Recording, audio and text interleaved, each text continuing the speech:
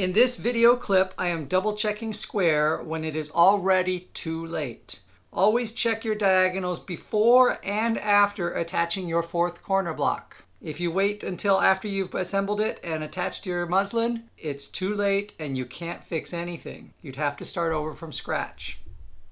When we're squaring up flats, which is too late for this one, but while I was assembling it, when I was attaching the last corner block, there's one other way to confirm that the flat is 100% truly square. And that's to measure corner to corner and opposite corner to corner. And the two measurements should be the same. That goes back to our right triangle theory. This right triangle will have the same hypotenuse as that right triangle. It always will. But then if this right triangle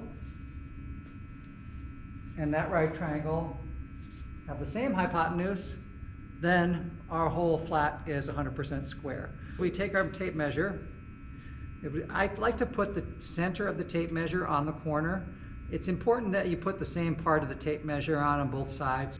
If I center the tape measure on the corner, then I need to do that with both sides.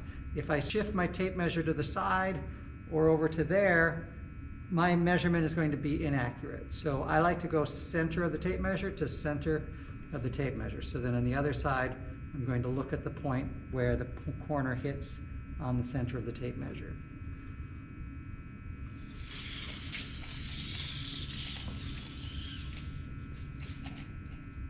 And when I get to here, I get right about 102.5.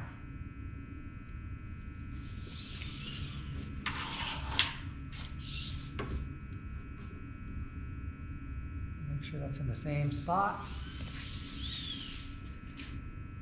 And over here, I've got right to the same point, 102.5.